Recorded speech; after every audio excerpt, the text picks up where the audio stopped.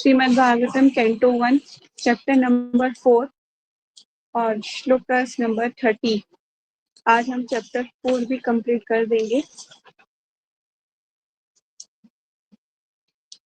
ओम नमो भगवते वासुदेवाय। ओम नमो भगवते वासुदेवाय। ओम नमो भगवते वासुदेवाय। नारायणं नमस्कृत्यं नरं चैव नरोत्तमं देवीं सरस्वतीं व्यासं ततो जयम् उदीरये। नष्टप्रायेषु भद्रेषु नित्यं भागवतं सेवया भगवती उत्तमं श्लोके भक्तिर्भवति नष्टकी। नंतर श्रीमद् भागवतम की ज्ञान। तो शुरू करते हैं। अब तक हमने क्या पढ़ा है उसको एक बार रिवीजन कर लेते हैं। होपफुली सबके पास भागवतम होगा। कोई ऐसा है जिसके पास भागवतम नहीं है? हरे कृष्णा।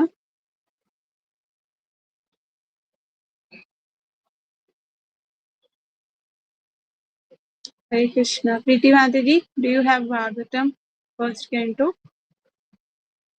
हरे कृष्ण माता जी। यस माता जी, जो जैस्मिन माता जी ने शेयर करी थी वो है, बट अभी बाय बुक नहीं है, तो उसमें से पढ़ लेती हूँ। आप पढ़ाते हो? ओके ओके, अभी आप पढ़ लीजिए, आप बाय कर लेना ये बुक, ठीक है? तो यस माता जी। कल हमने पढ़ा था, किसके बारे में पढ़ा था? अब हम आगे के बारे में पढ़ रहे थे कि गुरुओं के बारे में कुछ पढ़ रहे थे। दूसरा हमने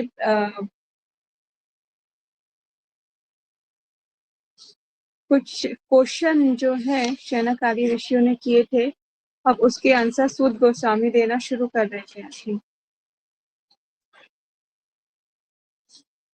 कन्वर्सेशन पे ध्यान देना बहुत जरूरी है।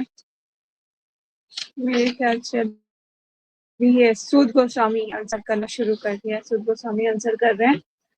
तो तो सूत गोस्वामी जी ने व्यासदेव के बारे में और परीक्षित महाराज जी के बारे में भी बताया, सुखदेव गोस्वामी जी के बारे में बताया, ठीक है? फिर चारों वेदों के बारे में कल हमने 4 वेदों के नाम मैंने बोला था पूछूंगी, तो कौन बताएगा? प्रीति हाथी जी, आप बता सकते हो 4 वेदों के नाम, और 5 पंचम वेद भी बताना होगा। यस माता जी। हरे कृष्णा। 4 वेदों के नाम है ऋग्वेद, यजुर्वेद, सामवेद और अथर्ववेद। और 5वें वेदों में हमारा पुराण आता है, महाभारत आता है और कुछ संहिताएं आती हैं जो आपने बताई थी। Yes, thank you so much. Hari बोल, वेरी गुड। तो ये पंचम वेद कहलाती हैं, जिसमें महाभारत पुराण संहिताएं आती हैं, तो ये पंचम वेद कहलाता है, ठीक है? तो इट्स वेरी इंपॉर्टेंट। जनरल ये एक जनरल नॉलेज है जो आप लोग को पता होना चाहिए था, ठीक है? नेक्स्ट हम चलते हैं आगे। आगे चारों वेदों को विभाजित किया गया और चारों वेदों के कुछ कुछ आचार्य रहे थे। तो जयश्री, आप बताओगे चारों वेदों के आचार्यों के नाम? देख के बता दो, कोई प्रॉब्लम नहीं।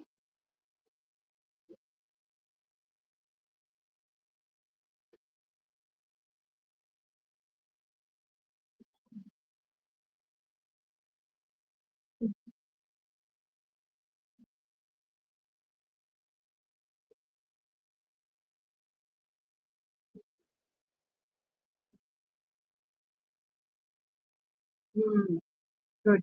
मैंने बोला था कि इसका नोट्स भी बनाने हैं आपको, है ना? बोला था ना? तो लगता है नोट्स नहीं बनाए, इसलिए याद नहीं है।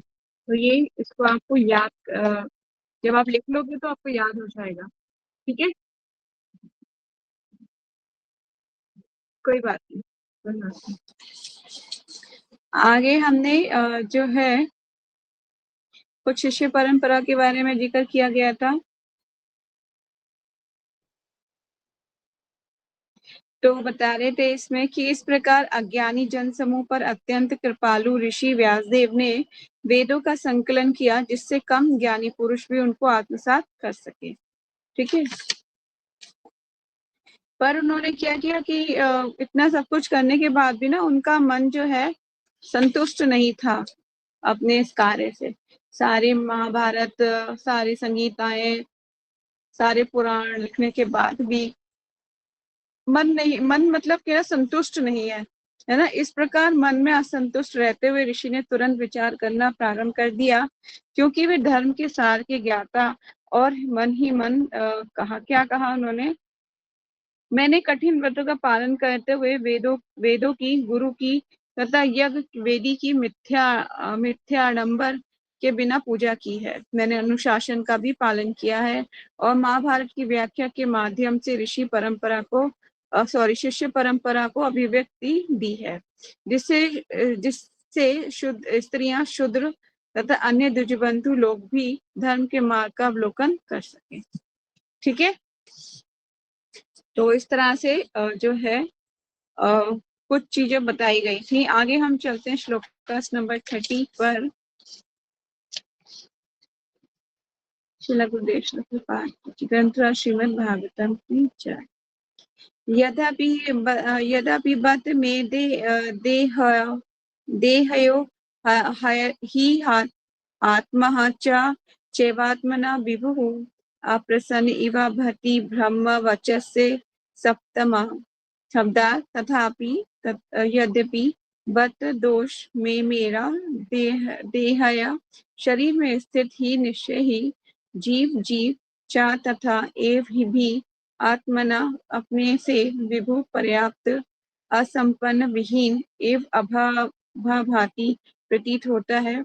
ब्रह्म वचस्य वेदांतियों का सप्तम परम।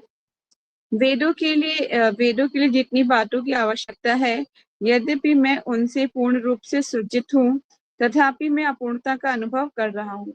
कुछ अपूर्णता का अनुभव जैसे वो कर रहे हैं, जैसे फॉर एग्जाम्पल कि कुछ काम करने के बाद भी आपको लगे कि वैसा नहीं हुआ जैसा मैं चाहती हूँ, है ना। कभी कभी ऐसी अपूर्णताएं होती हैं हमारे बीच भी, तो दिस इज कॉल्ड आप आत्मसंतुष्ट नहीं है। इस तरह से वेद व्यास भी इतने पुराणों की संगीताओं को रचना करने के बाद भी जो है संतुष्ट नहीं है।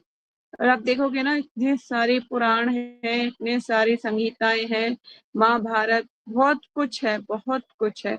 हमारे ग्रंथ, हमारे धर्म ग्रंथ इतने सारे कि मतलब पूरी उम्र भी कम पड़ेगी पढ़ने के लिए। इतना है, समुद्र जितना गहरा और समुद्र जितने शास्त्र हैं, अलग अलग संहिताएं, अलग अलग पुराण, ये वो बहुत चीजें हैं। ठीक है, कल हमने ये भी जिक्र किया था कि अलग अलग लोगों के हिसाब से अलग अलग पुराण होते हैं। जिस तरह से अलग अलग तरीके की बीमारियां हैं और अलग अलग तरीके की दवाइयां हैं, उसी तरह से अलग अलग तरीके के पुराण भी हैं। ठीक है ना।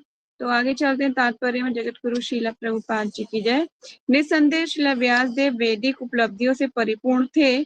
पदार्थ जड़ता में डूबे हुए जीव की शुद्धि वेद वर्णित कृत्यों से ही संभव है, लेकिन चरम उपलब्धि तो भिन्न है। इससे प्राप्त किए बिना जीव चाहे पूर्ण रूप से सज्जित क्यों ना हो, दिव्य स्थिति को प्राप्त नहीं कर सकता। ऐसा लगता है श्रील व्यासदेव ने संकेत खो दिया था, जिसके कारण वे असंतुष्ट थे। नेक्स्ट श्लोक 31। किं वे भगवता धर्मा नापरायणा निरूपितः प्रिया परमहंसानां ता एव हि अच्युत प्रियः शब्दात् किं वा अथवा भागवता धर्म जीवों के भक्ति कार्य ना नहीं प्राय निरूपिता संकेत किया। प्रिया है प्रिय परमहंसा नाम सिद्ध पुरुषों का ताएव वे भी ही निश्चय ही चूक प्रिय आकर्षक। हो सकता है कि मैंने भगवान की भक्ति का विशेष रूप से कोई संकेत ना किया हो, जो सिद्ध जीवों तथा अच्युत भगवान दोनों को प्रिय है। इम्पोर्टेंट है, अब उन्हें रियलाइज हो रहा है कुछ आगे तो नारद मुनि आएंगे तभी बताएंगे। शिला व्यास देव जिस असंतोष का अनुभव कर रहे थे वहां यहाँ पर उन्होंने उन्हीं के शब्दों में व्यक्त हुआ है। ये असंतोष भगवान की भक्ति में जीव की सामान्य दिशा में अनुभव किया गया था। जब तक कोई सेवा की सामान्य दिशा में स्थित नहीं होता तब तक ना तो भगवान और ना ही जीव पूरी तरह संतुष्ट हो सकते हैं।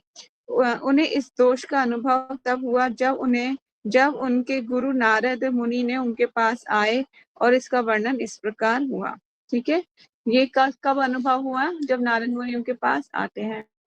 ठीक है, नेक्स्ट श्लोक 32। तस्य एवं अखिलम आत्मनम मनस्य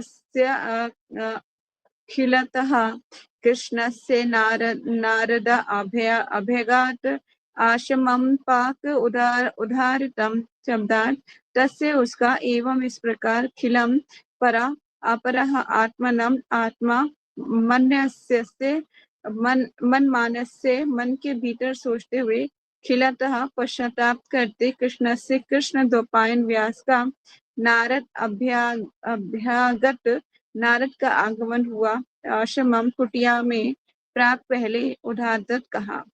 जैसा कि पहले कहा जा चुका है, जब व्यासदेव अपने दोषों के विषयों में पश्चाताप कर रहे थे उसी समय सरस्वती नदी के तट पर स्थित कृष्ण द्वैपायन व्यास की कुटिया में नारद जी पधारे। ये जो सरस्वती नदी के तट की बात हो रही है, बद्रीनाथ धाम में सरस्वती नदी बहती है ना, वहां पे व्यास गुफा है। आप सर्च करते हो, यूट्यूब पे सर्च कर सकते हो, व्यास गुफा में व्यास गुफा है। वहां पर बहुत सुंदर सी एक पहाड़ के नीचे गुफा है। ठीक है, वहां पे वो जो है बैठा करते थे। वहीं पे उन्होंने भागवत जो है महाभारत लिखवाई थी, किससे? गणेश जी से। ठीक है, तात्पर्य में चलते हैं। व्यासदेव जिस रिक्तता का अनुभव कर रहे थे वह उनके ज्ञान के अभाव के कारण ना थी। भागवत धर्म विशुद्ध भगवत भक्ति है। जहाँ तक कि अद्वैतवादी की पहुंच नहीं होती। अद्वैतवादी की गणना परमहंसों से नहीं की जाती जो संन्यास आश्रम में सर्वोच्च होते हैं। श्रीमद् भागवतम भगवान की दिव्य लीलाओं की कथा से पूर्ण है। यद्यपि व्यासदेव शक्तावेश दिव्य पुरुष थे। कौन थे व्यासदेव? शक्तावेश अवतार थे। ठीक है, जो तो भी वे असंतुष्ट थे क्योंकि उनके किसी भी ग्रंथ में भगवान की दिव्य लीलाओं का ठीक से वर्णन नहीं था। इसकी प्रेरणा श्री कृष्ण के सीधे व्यासदेव के हृदय में उत्पन्न की। अतः उन्हें रिक्तता का अनुभव हुआ। जैसे कि ऊपर कहा गया है, यहाँ ये निश्चित रूप से बताया गया है कि भगवान की प्रेमा भक्ति के बिना सब कुछ शून्य है। लेकिन भगवान की भक्ति में सेवा में सकाम कर्म या शुष्क चिंतन का अलग से प्रयास किए बिना ही सब कुछ संभव है।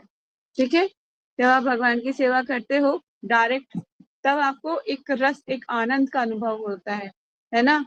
और जब आप कहोगे सेवा नहीं करनी, बाकी मैं अपने हृदय में रखूंगी और हृदय में सेवा करूंगी, तो आप जो है ज्यादा दिनों तक उसको मतलब भक्ति को लंबा नहीं चला पाओगे। उसके लिए सेवा करना बहुत जरूरी है। हर इंसान सेवा करता है, हर इंसान, चाहे वो माया की सेवा करे चाहे वो भगवान की सेवा करे, सेवा तो उसे करनी ही है। आप अपने डे टू डे लाइफ में देखो, आप हमेशा किसी ना किसी को सर्व कर रहे होंगे, सेवा कर रहे होंगे, चाहे आप घर में फैमिली को कर रहे हो या किसी को भी कर रहे हो, पर सेवा यही करना है। मनुष्य जीवन का कार्य ही है सेवा करना। वो सेवा किसी ना किसी की जरूर करेगा। ठीक है, तो इसलिए अगर राइट डायरेक्शन में अगर उसको ले जाएं तो भगवान की सेवा ही एक राइट डायरेक्शन है। ठीक है, आप अपने माता मैं ये नहीं बोलूंगी कि आप और किसी माता पिता की सेवा मत करो या उनको अवॉइड करो। नहीं, वो आपका कर्तव्य है, उसको तो पालन करना ही पड़ेगा आपको, क्योंकि आपने उनके अपने माता पिता, आपको इस जन्म में उनको माता पिता भगवान ने आपका बनाया है ना, तो आपको उनकी सेवा तो करनी ही है। पर लेकिन अल्टीमेट जो आपके मतलब शाश्वत माता पिता है भगवान, उनको भी नहीं भूलना। ठीक है, नेक्स्ट श्लोक में चलते हैं। तत् अभिगया सहसा प्रयोत्थाय आगतं मुनिः पूज्यमास विविध नारदं पूज्याम् आस विविध नारदं सुपूजितं शब्दार्थ तत् अभिज्ञा उसके नारद के शुभ आगमन को देखकर सहसा एकाएक प्रयुत्थाय उठकर आगतम आए हुए मुनि व्यासदेव ने पूज्याम आस पूजा विधि ब्रह्मा को प्रदान किए जाने वाले सम्मान के साथ नारद को सुर पूजितम देवताओं द्वारा पूजित। श्री नारद के शुभ आगमन पर श्री व्यासदेव सम्मान पूर्वक उठकर खड़े हो गए और उन्हें सृष्टा ब्रह्मा जी के समान उनकी पूजा की। कैसे पूजा की उन्होंने? ब्रह्मा जी के समान। नारद जी के शुभ आगमन पर क्या हुआ था? व्यासदेव जी सम्मान पूर्वक उठ के खड़े हो गए, क्योंकि गुरु है ना नारद मुनि, ठीक है, उन्होंने ज्ञान प्रदान किया है। नारद मुनि को किसने ज्ञान प्रदान किया था? स्वयं भगवान ने, ठीक है। तो सारी ये एक परंपरा है, गुरु परंपरा, इसके द्वारा ही ज्ञान प्राप्त किया जाता है।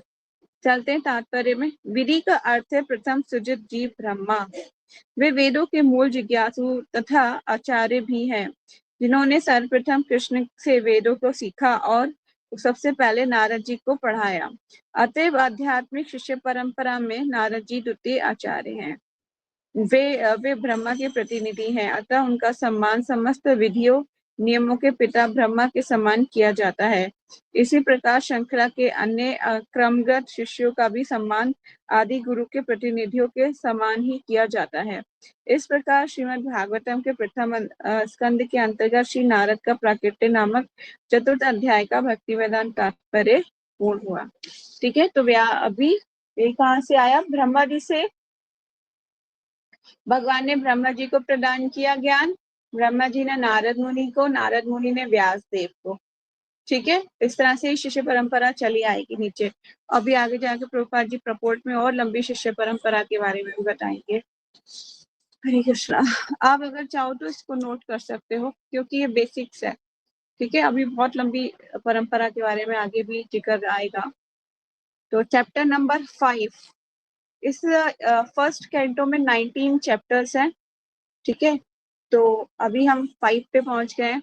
होपफुली हमारा फर्स्ट कैंटो, जहाँ तक मुझे लगता है बहुत ज्यादा टाइम नहीं लगेगा, सितंबर तक कंप्लीट हो जाना चाहिए फर्स्ट कैंटो। 19 चैप्टर्स हैं अगर हम कंटिन्यूसली पढ़ते हैं तो, क्योंकि अभी डीप में जाएगा ना, आपको समझाना ही पड़ेगा। फिर कुछ श्लोकास में दूंगी, कुंती महारानी टीचिंग्स ऑफ कुंती महारानी की जो बुक्स है अलग से, तो इसमें चैप्टर नंबर 8 में टीचिंग्स है, तो वो श्लोकास याद करने को मैं आपको दूंगी। ठीक है, चलते हैं नेक्स्ट चैप्टर पर। नारद द्वारा व्यासदेव को श्रीमद् भागवतम के विषय में आदेश। सूत उवाचा अथ सुखी अस्मिन् उपासीन बहत श्रवा देव ऋषि प्रहा विपक्षम वीणा पाणी स्मयन वह। सूत वाचा, सूत जी ने कहा, अथेव तुमको उसको सुखम आसीन सुखपूर्वक बैठे हुए, उपासीनम पास बैठे हुए को, बृहत शिवा अत्यंत सम्मानित देव ऋषि देवताओं के परम ऋषि ने प्रहा कहा, विपिक्षम ब्राह्मणों के ऋषि महर्षि से ब्रह्म ऋषि से वीणा पाणी हाथ में वीणा लिए स्वयं एवं मानो हंसते हुए। सूत गोस्वामी ने कहा, इस तरह देव ऋषि नारद सुख पूर्वक बैठ गए और मानो मुस्कुराते हुए ब्रह्म ऋषि व्यासदेव को संबोधित किया। तात्पर्य, नारद मुस्कुरा रहे थे क्योंकि वे महर्षि व्यासदेव को तथा उसको उनके असंतोष के कारण को भलीभांति जानते थे। जैसा कि व्यासदेव आगे बतलाएंगे, उनका असंतोष भक्ति योग को ठीक ढंग से प्रस्तुत न करने के कारण उत्पन्न था। नारद को ये त्रुटि ज्ञात थी और व्यासदेव की दशा से इसकी पुष्टि हो गई। ठीक है, तो पहले से ही उनको ज्ञात हो गया कि मैंने भगवान की लीलाओं का वर्णन नहीं किया, वो असंतुष्ट है।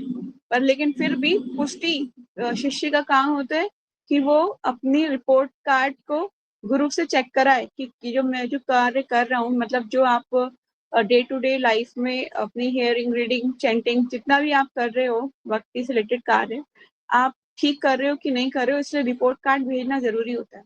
इसलिए साधना रिपोर्ट मैं मांगती हूँ कि अपनी साधना रिपोर्ट भेजिए, ताकि मुझे ये नॉलेज में रहे कि आप क्या कर रहे हो। अगर कोई गलती कर रहे हो तो मैं उसको करेक्ट करूंगी। तो इस तरह से ये गुरु द्वारा सही से एक चीज पहले गुरु से पूछना चाहिए कि मैं जो कर रही हूँ वो ठीक है या नहीं। ठीक है, आगे चलते। नारद उवाचा। अब पहले हमने पढ़ा सूत उवाचा, सूत गोस्वामी बता रहे हैं कि ये कन्वर्सेशन हुई है।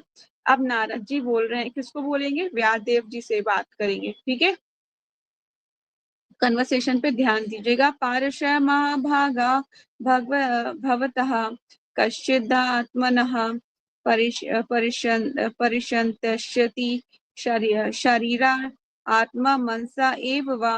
उवाच नारद उवाच, नारद ने कहा, पार्षय, हे पार्षद पुत्र महाभागा, परम भाग्यशाली भवता आपका कश्चित यदि है आत्मना आत्म साक्षात्कार से परितुष्यन्ति तुष्टि होती है शरीर की पहचान, आत्मा स्व मनसा मन की पहचान, एवं निश्चय ही वा तथा। व्यासदेव को पार्षद मुनि पुत्र संबोधित करते हुए नारद जी ने पूछा, क्या तुम मन या शरीर को आत्म साक्षात्कार का लक्ष्य मानकर संतुष्ट हो? तात्पर्य। जगत गुरु श्रीला प्रभुपाद की जय। नारद द्वारा व्यासदेव को उनके असंतोष के कारण का ये संकेत था। व्यासदेव को अत्यंत शक्ति संपन्न ऋषि पार्षद के वंशज होने के कारण असामान्य पैतृक विशेष अधिकार प्राप्त था, जिससे उनके साथ संतुष्ट रहने का कोई कारण नहीं होना चाहिए था। महान पिता के महान पुत्र होने के कारण उन्हें चाहिए था कि आत्मा की पहचान शरीर या मन से ना करते।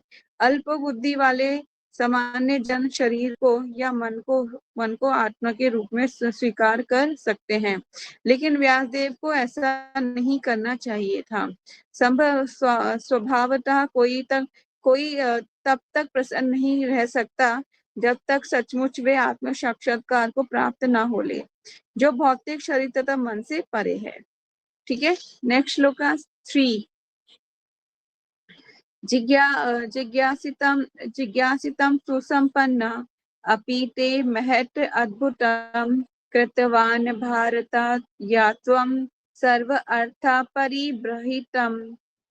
जिज्ञासितं पूर्ण रूप से पूछा गया, सुसंपन्नम पटु दक्ष अपि होने पर भी, ते तुम्हारा महत् अद्भुतम महान तथा अद्भुत कृतवान तैयार किया भारतम महाभारत, या त्वम जो तुमने किया है सर्व अर्थ संपूर्ण फलों सहित परिवहितम विस्तार से व्याख्या की गई।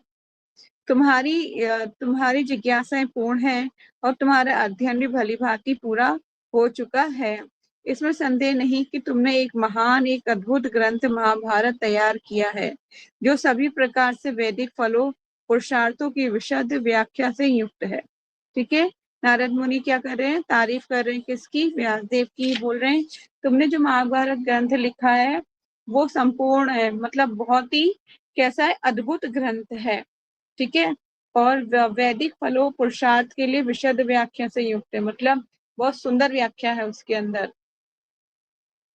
तात्पर्य। व्यासदेव के विषाद का कारण जिसमें पर्याप्त ज्ञान का अभाव नहीं था, क्योंकि छात्र के रूप में उन्होंने वैदिक साहित्य का पूर्ण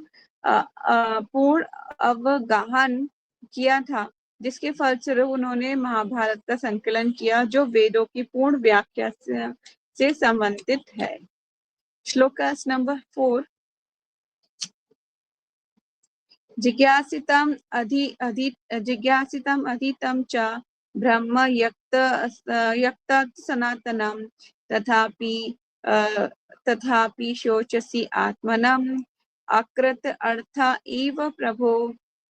जिज्ञासितम शब्दार्थ पूर्ण रूप से विचार हुआ, अधीतम प्राप्त ज्ञान, च तथा ब्रह्म परम ब्रह्म, यत जो तत्व उस सनातनम शाश्वत को, तथापि फिर भी शोचसी पश्चाताप करते हो, आत्मनाम अपने आप को, अकृत अर्थ व्यर्थ एवं संतोष सदर्श प्रभु हे महाशय। तुमने निराकार ब्रह्म विषयक एवं उनसे प्राप्त होने वाले ज्ञान को भलीभांति लिपिबद्ध किया है। जो इतना सब होते हुए भी मेरे प्रभु अपने को व्यर्थ समझकर हताश होने की क्या बात है। चलते हैं इसमें आगे क्या तात्पर्य में बोलते हैं प्रभुपाद जी। वेदांत सूत्र या ब्रह्म सूत्र का संकलन श्री व्यासदेव ने किया। किसने किया था? वेदांत सूत्र का संकलन और ब्रह्म सूत्र का संकलन शिला व्यासदेव जी ने किया है। It's important. जिसमें से निर्गुण ब्रह्म की पूर्ण चर्चा की गई है। इसमें क्या किया गया है? निर्गुण ब्रह्म की पूर्ण चर्चा की गई है। ये विश्व के सर्वाधिक सम्मानित दार्शनिक व्याख्या मानी जाती है। इसमें विषय को समेटा गया है और इसी प्रतिपाद शैली पांडित्यपूर्ण है। अतः व्यासदेव के दिव्य पांडित्य के विषय में संदेह करने का प्रश्न नहीं उठता। तो फिर भी इस प्रकार शोक क्यों करना चाहिए? ठीक है, वो कह रहे हैं कि आप शोक मत कीजिए, इसमें कोई गलती नहीं की है आपने। आगे चलते हैं, व्यासदेव क्या बोलते हैं अब। व्यास उवाच अस्ति में सर्वमिदं त्वया उक्तं तथापि आत्मना परिष्यतु मे तन्मूलम् अव्यक्तम् अमगाधबोधं प्रयच्छ मे तत्त्वभावात्मं भूतम्। व्यासवाच व्यास ने वाचा कहा, अस्ति है एव निश्चय ही में मेरा सर्वम समस्त इदम यह त्वया आपके द्वारा उत्तम कहा गया। तथापि फिर भी ना नहीं आत्मा परितुष्यते संतुष्ट करता है। मैं मुझको तत्व जिसका मूलम जड़ अव्यक्तम अदृश्य अगाध बोधम अज्ञात ज्ञान वाला मनुष्य प्रक्षमा में पूछता हूँ। तुम आपसे आत्मभाव स्वतः उत्पन्न आत्मभूतम संतान। शिला व्यासदेव ने कहा, आपने मेरे विषय में जो कुछ कहा वह सब सही है। इन सबों के बावजूद मैं संतुष्ट नहीं हूँ। अतः मैं आपसे अपने असंतुष्ट का मूल कारण के विषय में पूछ रहा हूँ। क्योंकि आप स्वयंभू मतलब क्या मतलब होता है? बिना भौतिक माता पिता के उत्पन्न ब्रह्मा की संतान होने के कारण अगाध ज्ञान से युक्त व्यक्ति हैं। ठीक है, आप कैसे उत्पन्न हुए? आप स्वयंभू अपने आप उत्पन्न हुए बिना माता पिता के। ठीक है, मानस पुत्र कहा जाता है उनको भी।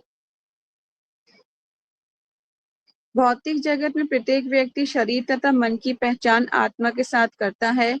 इस तरह इस भौतिक जगत का सारा ज्ञान या तो शरीर से या मन से संबंधित होता है और यही समस्त विषादों का मूल कारण है। इसका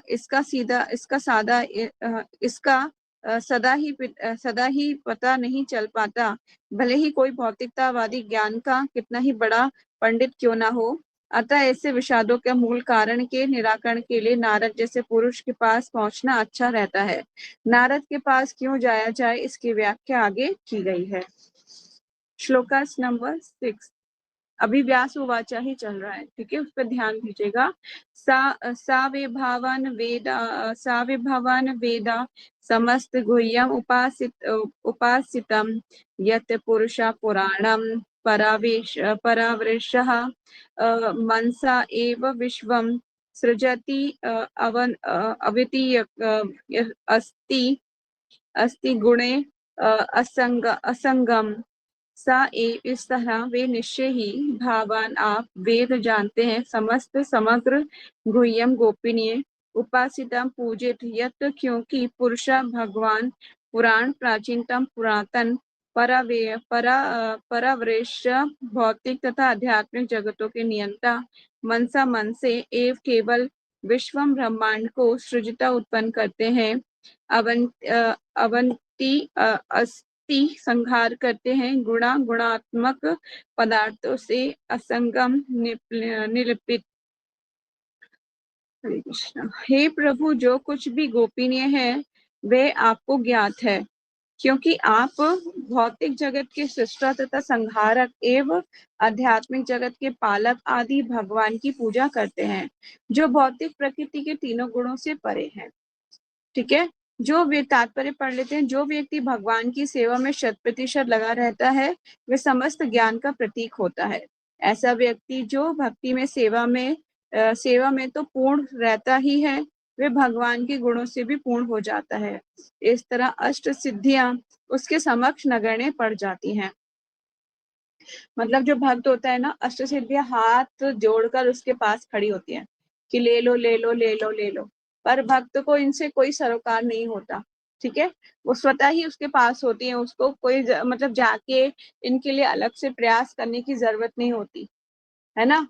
अलग से कोई जाके सिद्धियां प्राप्त करना, इनकी प्रयास करने की जरूरत ही नहीं होती, वो स्वयं खड़ी रहती है हाथ जोड़ के। ठीक है, इसलिए जब शुद्ध भक्तों के पास जाते हैं ना, तो बहुत ही संभल के जाना चाहिए, क्योंकि उन्होंने वो सिद्धियों के लिए अर्जित नहीं किए हैं, पर उनके पास वो सिद्धियां होती हैं। ठीक है, अब मुझे याद आ रहा है, एक बार मोहन रूपा प्रभु जी एक लेक्चर में बता रहे थे कि होलीनेस गोपाल कृष्ण गोस्वामी महाराज जो है, जब किसी से फर्स्ट टाइम मिलते थे ना, तो वो उसको स्कैन कर लेते थे पूरा, और बता देते थे कि ये बंदा, पर टाइम वेस्ट मत करो, ये तुम्हें डोनेशन नहीं देने वाला। होता था कि तो मोहन प्रभु जी ने बोला कि गुरु महाराज, ये तो बहुत ही इंटेलिजेंट और बहुत ही रिच पर्सन है, और मुझे लगता है कि डोनेशन अवश्य देगा। तो फिर भी उन्होंने बोला था, नहीं नहीं, इस पर टाइम वेस्ट मत करो, ये इंसान तुम्हें बेवकूफ बनाएगा, ये कुछ नहीं करने वाला। तो उन्होंने उसको स्कैन कर लिया था, and the end of the result ये निकला कि वो उसने सचमुच बेवकूफ बनाया और कुछ भी डोनेशन नहीं दिया, बल्कि और भक्त लोगों ने अपना डोनेशन, मतलब अपना पासपोर्ट बनवाने के लिए उसको और डोनेशन दे दिया, वो भी डूब गए उनके पैसे। तो कहने का मतलब ये है कि इस तरह से जो शुद्ध भक्त हैं भगवान के, उनके पास ये सिद्धियां चाहिए नहीं होती, पर अवश्य होती हैं, वो उसका कभी भी प्रयोग कर सकते हैं। ठीक है, तो आगे चलते हैं, इसी में इसको लाइन को एक बार और पढ़ देती हूँ। वे भगवान के गुणों से पूर्ण हो जाता है, इस तरह अष्ट सिद्धियां उसके समक्ष नगण्य पड़ जाती हैं। नारद जैसे भक्त अपने आध्यात्मिक सिद्धियों से विलक्षण कार्य कर सकते हैं, जिसे प्राप्त करने के लिए प्रत्येक व्यक्ति प्रयास कर रहा है। शिला नारद 100% पूर्ण जीव हैं, यद्यपि वे भगवान के समान नहीं है। ठीक है, आगे चलते हैं, श्लोक नंबर 7। त्वं पर्यटन अर्कः इव त्रिलोकी मत मत त्रिलोकी मतचर मत मत मतचर वायु एव आत्मा साक्षी परा विषय ब्राह्मणी धर्म तो व्रत है सनातस्य मे न्यूमलम विवक्षवः। त्वं आप पर्यटन विचरण करते हुए अर्क सूर्य एवं सदस्य त्रिलोक्यम तीनों लोकों में अंतचरः प्रत्येक व्यक्ति के हृदय में प्रवेश करने वाली वायु एवं सर्वव्यापी वायु की भांति आत्मस्वरूप सिद्ध साक्षी गवाह परावरे कार्य तथा कारण के मामले में ब्रह्म में धर्मता अनुशासन संबंधी नियमों के अंतर्गत व्रत में स्नातस्य लीन रहने वाले में मेरा न्यूनम कमी दोष अल्पम स्पष्ट रूप से विलक्षण खोज निकालें। सूर्य समान तीनों लोकों में विचरण कर सकते हैं और वायु के समान प्रत्येक व्यक्ति के अंदर प्रवेश कर सकते हैं, इसीलिए आप सर्वव्यापी परमात्मा के तुल्य हैं। अतः आपसे प्रार्थना है कि नियमों तथा व्रतों का पालन करते हुए दिव्यता में लीन रहने पर भी मुझ में जो कमी है उसे खोज निकालें। ठीक है, गुरु से प्रार्थना करनी चाहिए कि मेरे अंदर की कमियों को मुझे दिखाइए।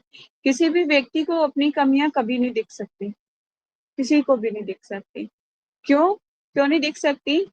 जिस तरह से हमारी आंख के पास की चीजों को हम नहीं देख पाते, अपने बैग को हम नहीं देख पाते। कोई देख सकता है कि गर्दन घुमा के वो अपने बैग को देख ले? नहीं देख सकते। पीछे के हिस्से को हम नहीं देख सकते, या पीछे क्या हो रहा है हम नहीं देख सकते। और इसी तरह से एग्जाम्पल ये हो सकता है कि काली रात में, अमावस्या की रात में, घोर अंधेरे में एक चींटी काली चींटी काले पत्थर पर चली जा रही है, तो आप उसे देख सकोगे क्या? नहीं देख सकोगे। इस तरह से हमारे अंदर भी बहुत सारी कमियां, त्रुटियां और हो सकती हैं, वो सामने वाले को नजर आती हैं पर हमें नहीं नजर आती। हमें लगता है आई एम परफेक्ट एवरीथिंग, मैं बहुत अच्छा करती हूँ, मैं बहुत अच्छी टीचिंग हूँ, मैं बहुत अच्छी डॉक्टर हूँ, मैं बहुत बहुत इंटेलिजेंट हूँ, मैं बहुत इंटेलिजेंट हूँ।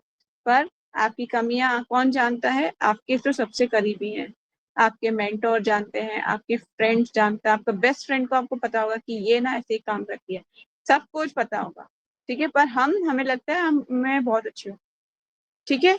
तो हमें जो है अपने मेंटोर से, अपने सीनियर से पूछना चाहिए कि मैं कैसे और अपने आप को मेरे अंदर क्या कमी है आपने देखी और मैं उसको कैसे ठीक कर सकती हूँ।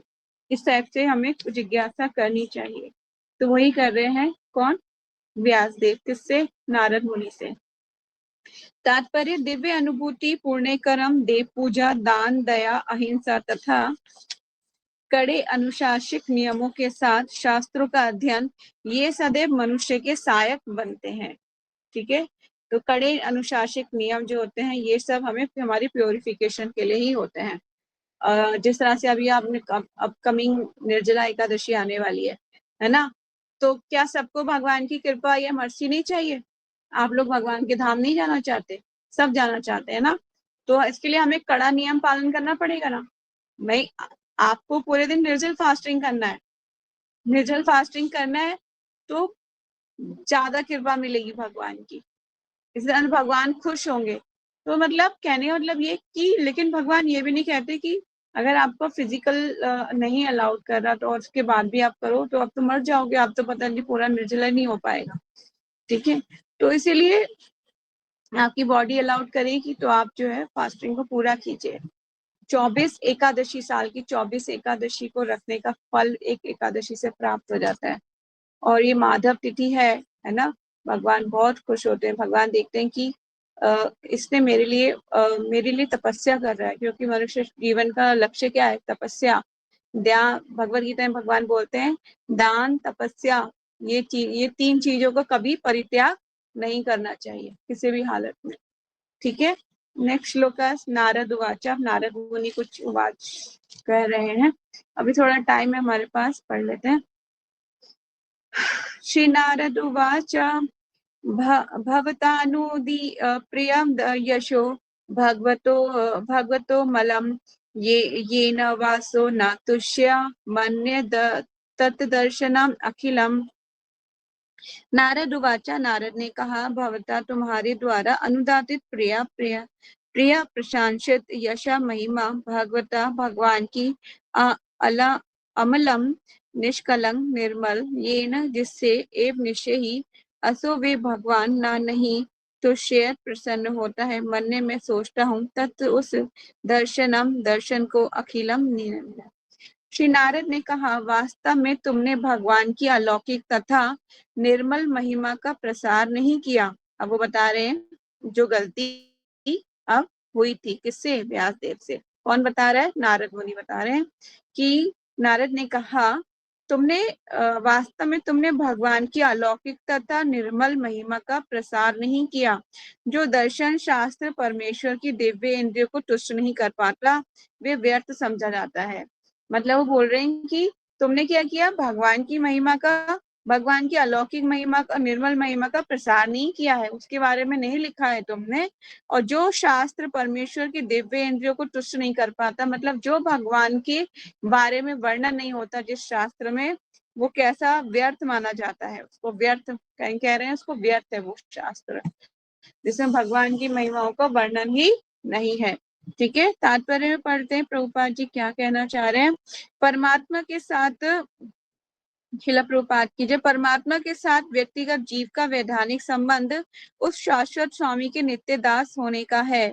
भगवान ने जीवों के रूप में अपना विस्तार इसलिए किया है कि उन्हें उनसे प्रेम पूर्ण सेवा प्राप्त हो सके और इसी से भगवान तथा जीव दोनों को संतोष प्राप्त हो सकता है, ठीक है। भगवान ने जीवात्माओं की उत्पत्ति क्यों की है उसका रीजन यहाँ पे लिखा हुआ है।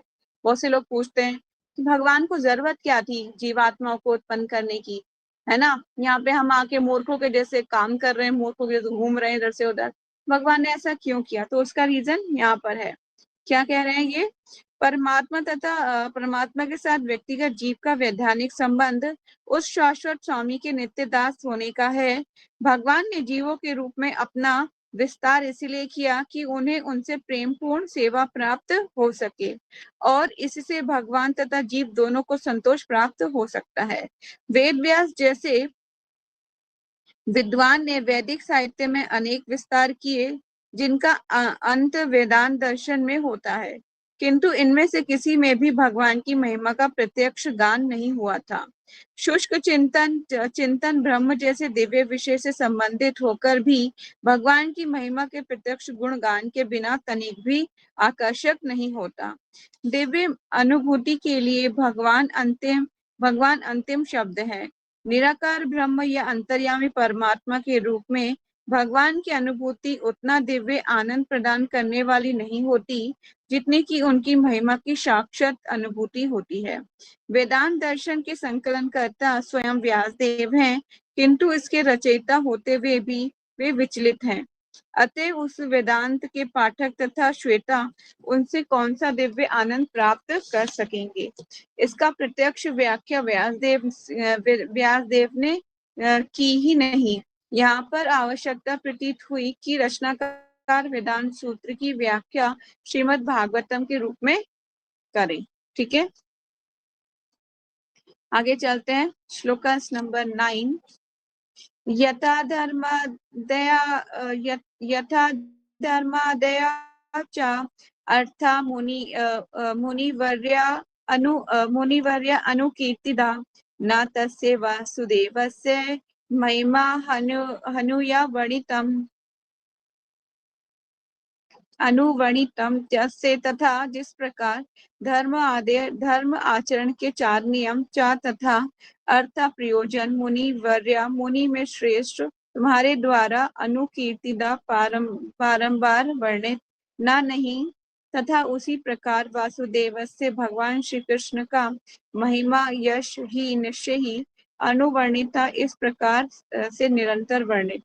हे महामुनि, यद्यपि आपने धार्मिक कृत्य इत्यादि 4 पुरुषार्थों का विस्तार से वर्णन किया है, किंतु आपने भगवान वासुदेव की महिमा का वर्णन नहीं किया। अब वो सीधे बता रहे हैं कि आपने क्या नहीं किया? भगवान वासुदेव की महिमा का वर्णन नहीं किया है। तात्पर्य जगत गुरु श्रील प्रभुपाद जी की जय। श्री नारद द्वारा किया गया निदान तुरंत घोषित कर दिया जाता है। व्यासदेव के विशद का मूल कारण उनके द्वारा पुराणों के विविध संकरणों में जानबूझकर भगवान की महिमा के वर्णन की अपेक्षा करना थी। यद्यपि उन्होंने सामान्य ढंग से भगवान श्री कृष्ण की महिमा का वर्णन किया है, किंतु उतना नहीं जितना कि धर्म अर्थ काम तथा मोक्ष का वर्णन किया है। ये चारों पुरुषार्थ भगवान की भक्ति की तुलना में अत्यंत निकृष्ट हैं। ठीक है, 4 प्रकार के पुरुषार्थ बताए जाते हैं। धर्म अर्थ काम तथा मोक्ष, ये 4 टाइप के पुरुषार्थ हैं। प्रामाणिक विद्वान होने के कारण श्री व्यासदेव इस अंतर को भली भांति जानते थे। फिर भी इस उत्तम कार्य अर्थात भक्ति में सेवा को अधिक महत्व प्रदान न करके उन्होंने अपने बहुमूल्य समय का लगभग दुरुपयोग किया था, जिसके कारण वे विषादग्रस्त थे। इससे ये स्पष्ट संकेत मिलता है कि भगवान की भक्ति में लगे बिना कोई भी अधिक प्रसन्न नहीं रह सकता। ठीक है, जो भगवान की सेवा भक्ति नहीं करता वो अधिक प्रसन्न रह ही नहीं सकता। उसको प्रसन्नता तभी मिलेगी जब वे अपनी स्वामी की सेवा में लगेगा। भगवत गीता में इस तथ्य का स्पष्ट उल्लेख हुआ है। यदि धर्म आदि पुरुषार्थों की श्रृंखला में मुक्ति अत्यंत अंतिम पुरुषार्थ है। मुक्ति क्या है? मुक्ति अंतिम पुरुषार्थ कहलाती है, जिसके बाद मनुष्य शुद्ध भक्ति में सेवा में प्रवृत्त होता है। ये आत्म साक्षात्कार या ब्रह्मभूत अवस्था कहलाती है। ब्रह्मभूत अवस्था मतलब भगवान की सेवा में लगना एक ब्रह्मभूत अवस्था है।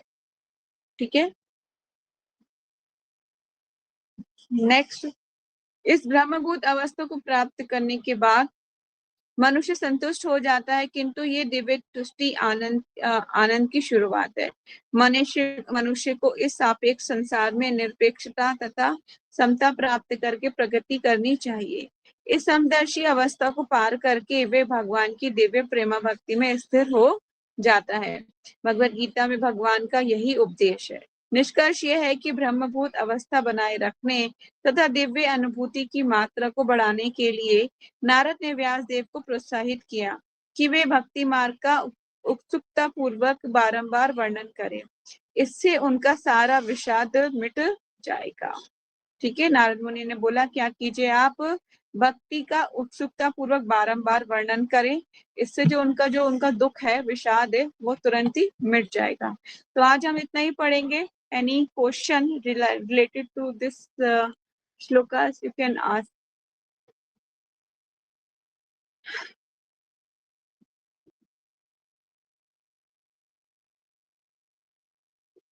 ब्रह्मभूत अवस्था बताया ना अभी।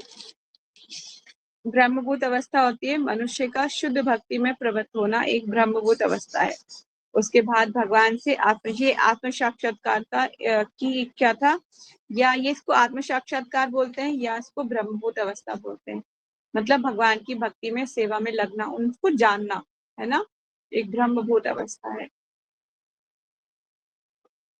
ठीक है, जैसे भगवत गीता में जब स्टार्टिंग में मैंने आपको बोला था आत्म साक्षात्कार वर्ड बार बार यूज होगा, तो इसका मतलब होता है भगवान से अपने संबंध को जानना, यही तो करना है भक्ति में। Any more question? Nityanand ji, do you have any question? Hare Krishna माता जी। हाँ जी। पुरुषार्थ, 4 पुरुषार्थ बताया ना माता जी, पुरुषार्थ का मतलब क्या होता है? पुरुषार्थ का मतलब होता है जो मनुष्य जीवन लेने के बाद जो प्रयास करना होता है। पुरुषार्थ मतलब मेहनत करनी होती है जिस कार्य को करने के लिए, दिस इज कॉल्ड पुरुषार्थ। तो ये 4 प्रकार के पुरुषार्थ होते हैं, धर्म, अर्थ, काम तथा मोक्ष। इसको अचीव करना होता है, तो इसे पुरुषार्थ कहा जाता है। ठीक है, ओके माता।